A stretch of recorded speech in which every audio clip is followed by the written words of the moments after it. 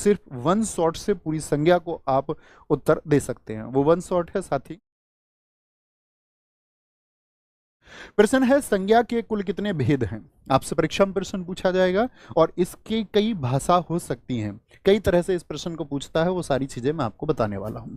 संज्ञा के कुल कितने भेद होते हैं, इस तरह से प्रश्न पूछा जाएगा तो हम कहेंगे 5। ठीक है, पहला उत्तर ये। आपसे पूछ ले आधुनिक हिंदी में संज्ञा के कितने भेद हैं। आधुनिक हिंदी में संज्ञा के कितने भेद हैं। तो आधुनिक हिंदी में दोस्त कितने भेद हैं, तो आप कहेंगे आधुनिक हिंदी में भैया हम 3 भेद कहेंगे सिर्फ। 3 कौन कौन से, व्यक्तिवाचक, जातिवाचक और आपका भाववाचक। द्रव्यवाचक और समूहवाचक को जातिवाचक का ही हिस्सा माना जाता है, किसमें, आधुनिक हिंदी में। ठीक है, तो सिर्फ इसमें 3 कौन से आएंगे, एक तो आपका व्यक्तिवाचक संज्ञा होगी, ठीक है, व्यक्तिवाचक संज्ञा होगी, एक दोस्त आपका जातिवाचक संज्ञा होगी, जातिवाचक संज्ञा होती है, और तीसरी होती है आपकी क्या, भाववाचक संज्ञा। ठीक है, आपसे प्रश्न पूछ लेगा प्राचीन हिंदी में कितने भेद होते हैं संज्ञा के, या प्राचीन हिंदी के अनुसार पूछे तो प्राचीन हिंदी के अनुसार भी आपको 5 कहना है। तो ये 5 और 3 का चक्कर तो भैया स्पष्ट हो गया। लेकिन एक प्रश्न आता है साथी आपका, यथार्थ रूप से संज्ञा के कितने भेद होते हैं, तब उत्तर क्या देंगे। तो यथार्थ रूप से संज्ञा के भेद सिर्फ और सिर्फ 2 होते हैं दोस्त, ये याद रख लेना। यथार्थ पूछे 2, प्राचीन पूछे 5 होंगे। कौन कौन से, व्यक्तिवाचक, जातिवाचक, अभी 5 बताने वाला हूं। उनकी पहचान कैसे परीक्षा में आप करें वो भी बताने वाला हूं। यथार्थ में साथी सिर्फ 2 भेद होते हैं, एक तो यथार्थवाचक, यानी वो सभी संज्ञाएं जो आपको दिखती हैं, जैसे व्यक्तिवाचक संज्ञाओं के जितने भी उदाहरण हुए वो सब आपको दिखते हैं। एक दूसरा साथी ऐसी संज्ञाएं होती हैं जो अदृश्य होती हैं, उनको बोलते हैं भाववाचक। तो यथार्थ रूप से सिर्फ ये 2 होते हैं। आधुनिक रूप से मैं आपको बता चुका, प्राचीन हिंदी पर डिस्कस कर लेते हैं। सिर्फ वन शॉट से पूरी संज्ञा को आप उत्तर दे सकते हैं, वो वन शॉट है साथी। कौन कौन से 5 भेद होते हैं संज्ञा के, तो संज्ञा के भेद आप कहेंगे भैया हम जानते हैं कि 5 भेद होते हैं, उनके उत्तर कैसे दें, अक्सर परीक्षा में प्रश्न पूछा जाता है। जैसे व्यक्तिवाचक संज्ञा, अब मैं आपको किताबी परिभाषा नहीं बताऊंगा, ये मेरी अपनी परिभाषा है दोस्त, उसको समझना। व्यक्तिवाचक संज्ञा कौन सी होती हैं, अगर हम आपका हिंदी की परिभाषा के अनुसार जाएं तो अभी बताया, जो किसी व्यक्ति, वस्तु या स्थान का बोध कराएं, उनके नाम का बोध कराएं, ये तो होती हैं व्यक्तिवाचक। मैं कहूंगा व्यक्तिवाचक संज्ञा आप अपनी कॉपी पर लिखिए पेन लेकर के, जिसके जैसा कोई ना हो, मतलब वो दुनिया में अकेली होती है। अब आप ऐसी चीजें लिखिए जो दुनिया में अकेली होती हो, जैसे मैं बोल दूं गांधी जी, गांधी जी की बात कर रहे हैं तो महात्मा गांधी जी की बात कर रहे हैं, क्या है, दुनिया में अकेले हैं। मैं किसी के नाम की बात करूं, राम, किसी स्थान के बात करूं मैं आपसे, जैसे स्थान कोई भी हो सकता है, लखनऊ हम लिख सकते हैं, आगरा हम लिख सकते हैं, ठीक है, लखनऊ हो गया। कोई स्थान, जैसे हम किसी पर्वत का नाम दे रहे हो, हिमालय, मैं बात करूं माउंट एवरेस्ट की, किसकी, माउंट एवरेस्ट। मैं बात कर लूं साथी K2 की, मैं बात कर लूं किसी नदी नर्मदा की, मैं बात कर लूं किसी झरने कुंचिकल की। तो जिसको हमने नाम दे दिया, और ये दुनिया में अकेला होता है, ऐसा तो नहीं है नर्मदा 2 हो, नर्मदा के जैसी और नहीं, नर्मदा अपने आप में विशेष है। तो एक परिभाषा तो ये हुई। तो आप क्या बोलेंगे भैया, जो छोटी सी मेरी परिभाषा लिखना कहीं किनारे पर, पेपर में मत लिख देना, कहीं लिखित परीक्षा में लिख के आ जाओ। लिखना जो दुनिया में अकेली हो, दुनिया में अकेली हो, वो कैसी संज्ञा होती है। अभी इसकी मदद से हमको प्रश्नों के उत्तर देने हैं। जी भैया, वो व्यक्तिवाचक संज्ञा होती है। अब हम बात करते हैं दूसरी कौन सी होती है, जातिवाचक संज्ञा। जातिवाचक संज्ञा परिभाषा है जो एक जाति का बोध कराए, लेकिन मेरी परिभाषा क्या है आप लोगों के लिए, परिभाषा है जिसके जैसे और हों, जिसके जैसे और भी होते हों। तो आप सोचिए उन चीजों को जिसके जैसे और भी हों, जिसके जैसे और भी हों, वो सब क्या है, वो आपका जातिवाचक है। जैसे कि हम बात करेंगे आपसे, आप कहेंगे भैया कुत्ते के जैसे और कुत्ते होते हैं कि नहीं, जी हाँ, कुत्ता ये क्या हो गया, जातिवाचक हो गया। शेर के जैसे और शेर होते हैं, एक शेर एक जाति को दर्शा रहा है, अध्यापक एक जाति को दर्शा रहा है साथी, ठीक है, वकील शब्द एक जाति को दर्शा रहा है दोस्त। आम के जैसे और आम, जी भैया ये एक जाति को दर्शा रहा है, किसको, जाति को दर्शा रहा है। गाय के जैसी और गाय, जी हाँ। पर्वत के जैसे और पर्वत, जी भैया। नदी के जैसी और नदी, जी भैया होती है। तो जिसके जैसे और हो वो जातिवाचक है, इस बात में कोई दिक्कत। तीसरी आती है संज्ञा हमारी साथी भाववाचक। आप आराम से देखना, जिसके जैसे और हों, अपना कोई लॉजिक लगाने की आवश्यकता नहीं है, बस इसको सीखिए, अभी सीख जाएंगे जो जिनके लिए नया हो। भाववाचक संज्ञा क्या होती है साथी, भाववाचक संज्ञा होती है जो किसी भाव को अदृश्य भाव को दर्शाती है। अब अदृश्य भाव आप कहेंगे तो हम इसके लिए क्या परिभाषा बनाते हैं, जिसको प्लेट में ना परोसा जा सके। आप कभी भी कंफ्यूज हो, बस मेरी एक परिभाषा याद रख लेना, जिसको प्लेट में नहीं परोस सकते वो भाववाचक संज्ञा है। जैसे हम बात करें अच्छाई, मैं आपसे बोलूं अच्छाई को प्लेट में रख के दिखा दो, तो आप क्या बोलेंगे, ओहो भैया ये तो जातिवाचक संज्ञा नहीं होके क्या होगी, भाववाचक संज्ञा, क्योंकि प्लेट में नहीं परोस सकते। बात समझे मेरी। मैं आपसे बोलूं क्रोध, क्या प्लेट में परोस सकते हो, यस और नो में आंसर करके बताओ एक बार। ईमानदारी को प्लेट में परोस सकते हैं क्या, बुढ़ापे को प्लेट में, आप शरीर को तो पेश कर सकते हैं, व्यक्ति को पेश कर सकते हैं, लेकिन बुढ़ापे को नहीं पेश कर सकते। बात समझे, यस और नो में एक बार आंसर चाहिए सबके। बात समझ में आई तो बोलेंगे भैया यस। तो भाववाचक संज्ञा कौन से होती हैं, जो अदृश्य संज्ञाएं होती हैं, बस छोटा सा शब्द। अब क्या क्या हो सकते हैं, एक एक उदाहरण आपकी तरफ से चाहूंगा। जैसे फलों की मिठास होती है, मिठास होती है, किसी की अच्छाई होती है, ठीक है, किसी की बुराई होती है, बुराई होती है, ठीक है, प्रेम होता है, प्रेम प्यार जिसको हम कहते हैं।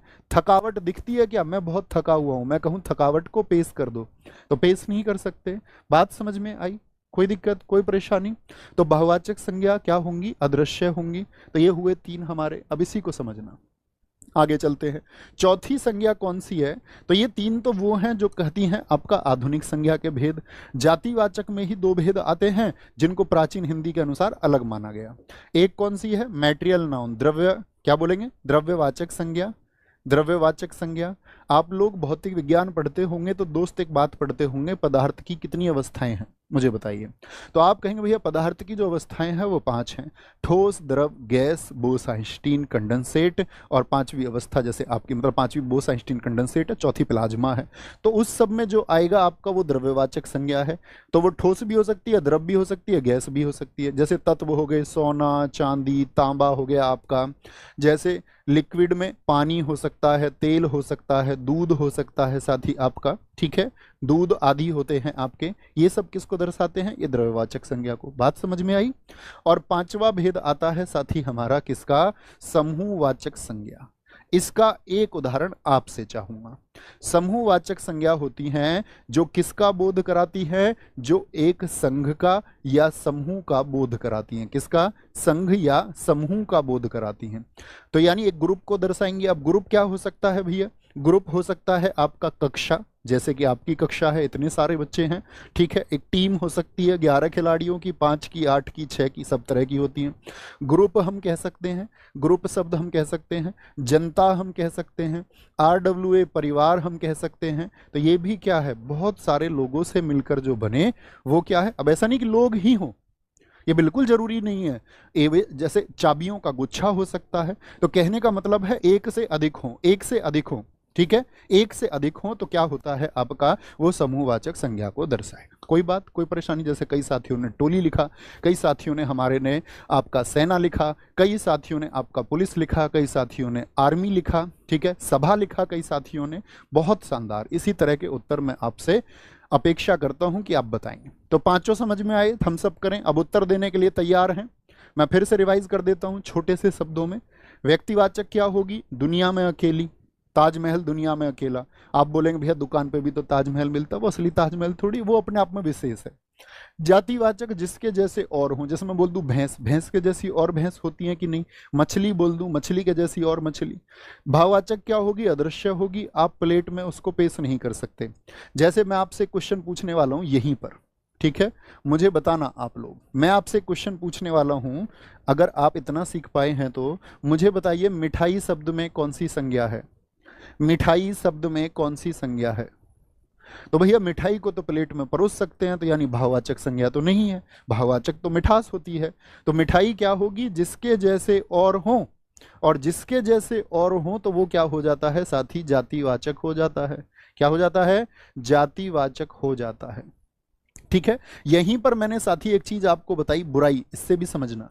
बुराई शब्द में भाववाचक संज्ञा है, लेकिन मैं आपसे पूछूं बुराइयां शब्द में कौन सी संज्ञा होगी, बुराइयां शब्द में कौन सी संज्ञा होगी, ये आपसे मेरा प्रश्न है। बड़े समझने की बात है। यूपीएसआई में एक प्रश्न पूछा गया 2021 की परीक्षा में, तो बड़ा जबरदस्त प्रश्न था। कक्षा में हालांकि सिखाया गया था, लेकिन बहुत सारे साथियों को नया लगा। बाद में आया कि भैया इसका उत्तर क्या, हम करेक्शन डाल दें।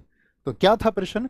प्रश्न था कि बुराइयां शब्द में कैसी संज्ञा है, तो आप कहेंगे जातिवाचक। तो भैया क्या बोल देंगे यहां पर, बुराई में तो भाववाचक, तो बुराइयां में क्या होगा? जातिवाचक। क्यों जी?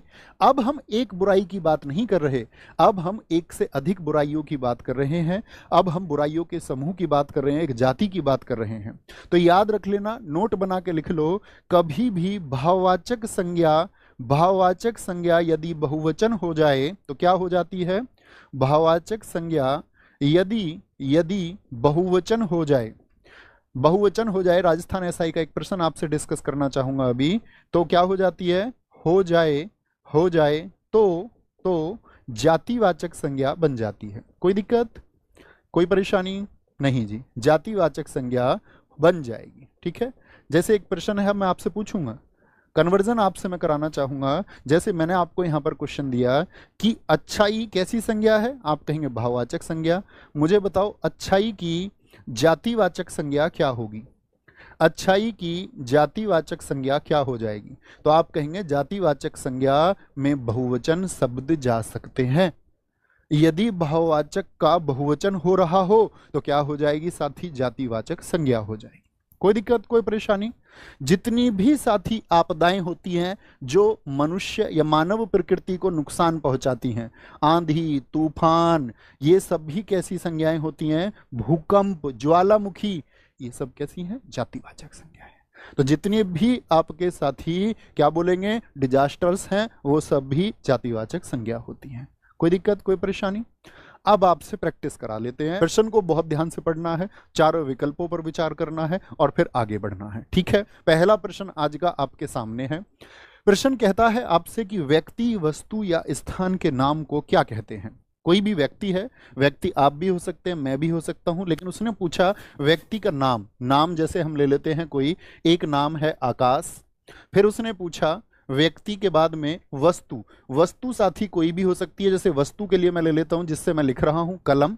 ठीक है, और स्थान दोस्त जहां से आपकी कक्षाएं चल रही हैं, इस जगह का नाम है ग्रेटर नोएडा। ठीक है, ग्रेटर नोएडा, तो ये स्थान हो गया। अब आप भी कहीं से कक्षा कर ले रहे होंगे, वो लखनऊ हो सकता है, वो बुलंदशहर हो सकता है दोस्त, गौतम बुद्ध नगर हो सकता है, वो आपका प्रयागराज हो सकता है, कोई भी स्थान का नाम है। तो इन नामों को हम क्या कहेंगे? तो हमेशा परिभाषा याद रख लेना, व्यक्ति, वस्तु, स्थान और साथ में एक शब्द और आता है भाव। इनके नाम को हम हमेशा कहते हैं क्या? इनके नाम को हम कहते हैं दोस्त संज्ञा। ठीक है, एकदम सही उत्तर है। आगे आते हैं।